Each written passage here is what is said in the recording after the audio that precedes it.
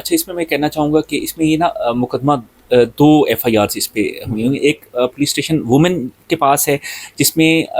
جس کا ٹرائل ابھی باقی ہے اور جس کا ابھی فیصلہ آنا باقی ہے. ٹرائل جو ہے وہ اس کا جاری ہے اور اس میں کڈنیپنگ اور ریپ وغیرہ کے چارجز جو ہیں وہ اس میں ہیں. اور یہ ابھی فی الحال جو فیصلہ سنایا گیا ہے یہ جو prevention of electronic crimes act 2016 پیکا جس کو ہم کہتے ہیں, پیکا کے جو offences تھے جس میں یہ ویڈیو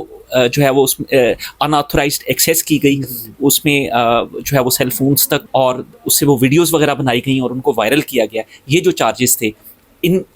پہ جو ہے وہ فیصلہ آیا جن میں آپ نے بتایا کہ ابھی 14 سال 9 ماہ قریباً جو ہے وہ ایک ایکیوزڈ کو اور قریباً 9 سال سم تھنگ جو ہے اس میں وہ دوسرے ایکیوزڈ کو ہوا ہے. اب اس میں ایک سی آر پی سی کی سیکشن ہے جس کے ذریعے تمام سزائیں جو ہیں وہ اکٹھی شروع ہو سکتی ہیں. تو وہ بینیفٹ چونکہ ان ایکیوزڈ پرسنس کو دیا گیا ہے لہٰذا جو ہے وہ 5 سال شیخ دانش علی جو ہے وہ قریباً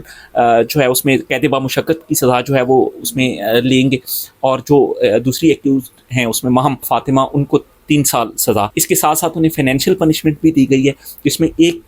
کروڑ روپے کا جو ہے انہیں